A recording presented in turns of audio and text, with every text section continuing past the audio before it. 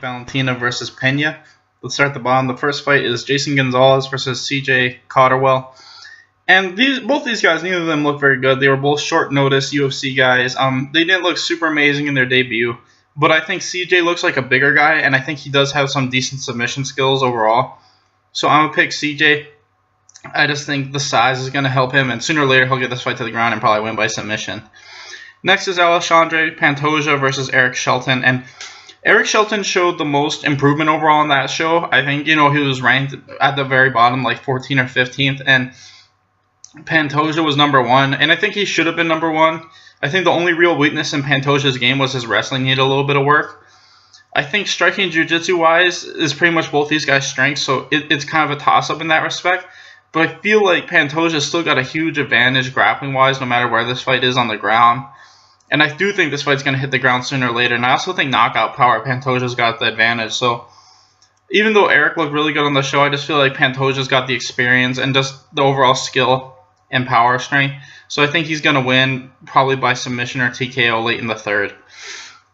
Next is Marcos de Lima versus Jeremy Kimball. And if Jeremy Kimball wasn't taking this fight on like 10 days notice, I might consider picking him because he's a really good striker. His only weakness is his submission defense isn't very good. But I think that's kind of both these guys' things. They're both really, really good strikers, but they both have like crappy submission defense. But like I said, Marcos de Lima's had a crap load of time to prepare for this fight, and I've never really seen him get outstruck. His only problem is he'll run to the ground when he doesn't need to a lot. But I think because he's had much more time to prepare for this fight, he'll probably, if he can get through that first round, he'll probably win by TKO in the second. Next is Eric Spicely versus Alessio DiCero. And Alessio looks like he has some pretty decent striking, but he's still primarily a grappler. Eric Spicely, to me, is not amazing. I think he's just a good jiu-jitsu guy, and he's not even...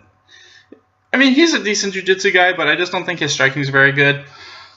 I think that he's good enough to get this fight to the ground, but that's about it. He'll probably get this fight to the ground, maybe win by decision or submission, but I just don't think Eric Spicely is going to be around much longer. I feel like even if he wins this fight, his striking is just not impressive, and it's just one of those things where his time in the UFC is limited. He'll probably win this fight, but I just don't see him being around much longer. Next is Luis da Silva versus Jordan Johnson, and Jordan Johnson looks okay. He's like a decent prospect, up-and-comer guy, but I think Luis da Silva is a much, much better prospect, up-and-coming. Even though Luis lost his last fight to Paul Craig, I still think he's one of the better, newer 205 guys. I still think he's got a lot of potential to crack into that top 15. I just think Paul Craig is another guy to look out for at 205, which is finally, I mean, Jesus Christ, it's been forever since we've had good fighters at 205. But yeah, I think Luis da Silva is still one of the best up-and-comers at 205 right now, and I think he'll probably win this fight by knockout or TKO. Next is Bobby Nash versus Li Jingliang. And I've said this before, I think Li is the best fighter out of China right now. I think Bobby Nash is a really, really good prospect up and coming. Even though he's never fought in the UFC before, he looks like he's pretty strong everywhere. He doesn't look like he has a lot of weakness in his game. I think Li's the exact same. But I think Li's had that octagon experience, and I think that's going to be the thing that favors him. I also think Li has a little bit more one-punch knockout power. So I think, for the most part, this fight will be striking. And even if Bobby shoots for takedowns, I think Li has got strong enough takedown defense to keep this fight standing. And sooner or later, I think Li's going to win by knockout or TKO. Maybe this will go all 3 rounds, but I have a feeling Li will get a knockout or TKO. Next is Rafael Assunção versus Aljamain Sterling. And to me, Aljamain Sterling just showed in his last fight with Brian Caraway that his ceiling isn't super high. He's kind of like the Phil Davis of 135, which, I mean, he'll beat some of the lower level guys, but I feel like the guys like Assunção who have really, really complete games, like Assunção has amazing takedown defense, his jiu-jitsu is even better, and his striking is definitely better than Assunção, than Aljamain's is.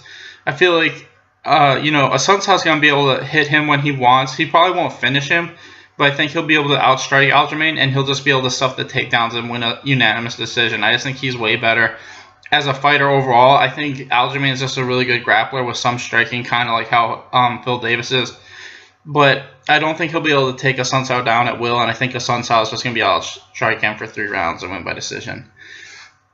Next is Nate Marquardt versus Sam Alvey, and with Nate Marquardt, it's always one of those things where I mean, even though he's done decently in his last like 3 or 4 fights, every single fight I've seen him get hurt with a big shot. I mean, he hasn't been dropped, but you could see he got rocked by like a punch at one point or another in each of the fights. And I think he's able to still win fights because he's still really good. His skill level's still there, but I think he's definitely getting there age-wise. His body's starting to slow down. He's starting to react slower and stuff like that. And I think Sam Alvey, Sam Alvey's biggest weakness has always been he's not very aggressive. He's good at landing counter punches, and he's got a ton of one-punch knockout power, but we've seen it before in his last fight. He's lucky that one guy didn't have very good cardio, because if he was able to do what he did in that first round, he would have been able to take an easy decision, because Sam Alvey was just basically standing there getting kicked because the guy was just staying out of range, but the guy started to get tired, and Sam Alvey was able to pick it up the last 2 rounds. And that's the biggest thing for me in this fight, is I think Nate Marquardt can do that. Nate Marquardt has good conditioning. He can do that shit where he just runs away, stands on the outside, and just throws kicks and jabs and stuff like that. I do think Sam Alvey's going to win this fight, but this is probably the closest fight in the whole card, just because Nate Marquardt's, like I said, skill-wise, I still think he's there skill-wise. I just think his body's starting to slow down. I think that he could easily just throw kicks and jabs and just, take a decision from Sam, but I'm going to go with Sam. I think sooner or later he'll close the distance and land that big shot and knock out Nate, but you never know. Next is Alex Caceres versus Jason Knight, and to me, Alex Caceres is just, he's such a coin flip guy where, I mean, his record's like 12-8, and his jiu-jitsu's always been, he's like Matt Brown. He has good offensive jiu-jitsu, but he's got shitty submission defense. His striking's pretty good, but he just has no power. And I feel like Jason Knight, if Jason Knight can get a takedown, which I do think he'll be able to hit sooner or later, I think that his timing on his takedowns are really good. If he can get this fight to the ground, I think he can submit Alex Caceres. He's a really, really good jiu-jitsu guy, and I just feel like Alex Caceres is just too inconsistent to, pick safely. So I'll pick Jason Knight. I think he's going to get this fight to the ground sooner or later and win by rear naked choke. Next is Andrei Arlovski versus Francis Nguyen.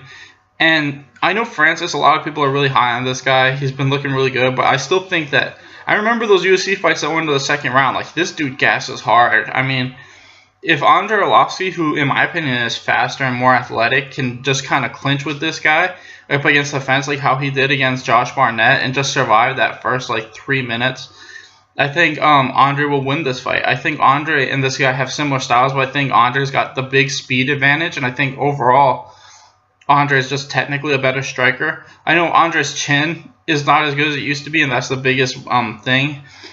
Francis only needs to land decently once, and I have no idea how good Francis's chin is because he hasn't fought somebody that good yet. But I'm going to go with Andrei. I just think the speed and his experience is going to be the big difference in this fight, and I say he wins by knockout in the second round. Next is Donald Cerrone versus Jorge Masvidal, and these two guys are pretty similar. I think Donald's just a little bit better of a submission guy. I also think he's more active with his striking, and that's going to be the biggest thing is Masvidal's been looking more active with his striking, but he always falls into that rut where the longer the fight goes, the more he tends to just kind of lean back and not do as much. And I think against Cerrone's going to eventually land a big shot against him or get a takedown and win by rear naked or triangle.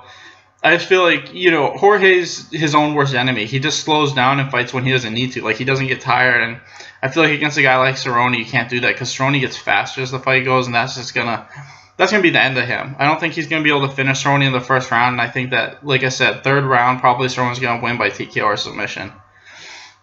And finally, we've got Valentina versus Juliana Pena.